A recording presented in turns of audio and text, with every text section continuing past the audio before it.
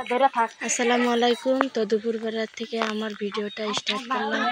তো দুপুরবেলা এসেছে মাছ নিয়ে, আর এই যে দেখুন সাইকেল নিয়ে বাড়ি বাড়ি আসে, তো অনেকটাই ভালো হয় এরকম করে মাছ নিয়ে আসলে। তো চিংড়ি মাছ আছে, তো ডেইলি আসে মাছ নিয়ে, তো অনেকটাই ভালো হয়। এই যে দেখুন মাছ, বড় বড় চিংড়ি মাছ। তো এটা হচ্ছে আমার জালের পেটি। ওই যে আমার শ্বশুর মশাই এসে পেরেছে মাছ নিতে। আর এই যে একটা হয়েছে ননদ, চাস্তো ননদ। তো এই যে দেখুন ননদের পেটি কত সুন্দর দেখতে।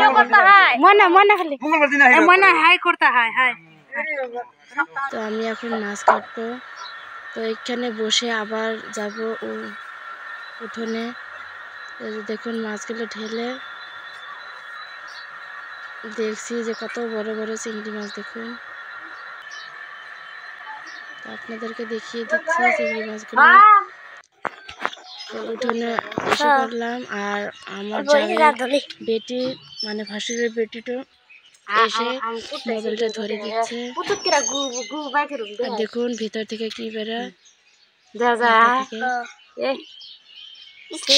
তো এই মাছগুলো কেটে স্নান করতে যাব, আর সাইমকে ঘুম বানিয়েছি। দেখুন এখন আমি স্নান করে এসে রান্না করব। সাইম ঘুম থেকে উঠে পড়েছে দেখুন।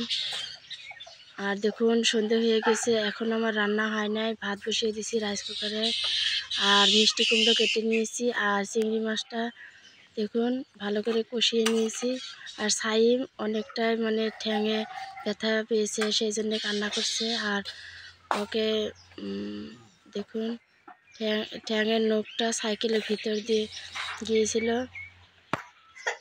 হ্যালো বন্ধুরা, তো আবার আসলাম এই যে রান্না বান্না করে, তো আপনাদের মাঝে আবার আসলাম। এই যে দেখুন, তো ব্যাক ক্যামেরায় দেখিয়ে দিচ্ছি।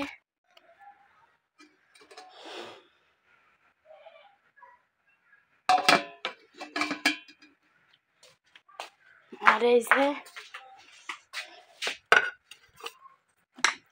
চিংড়ি মাছ, এই যে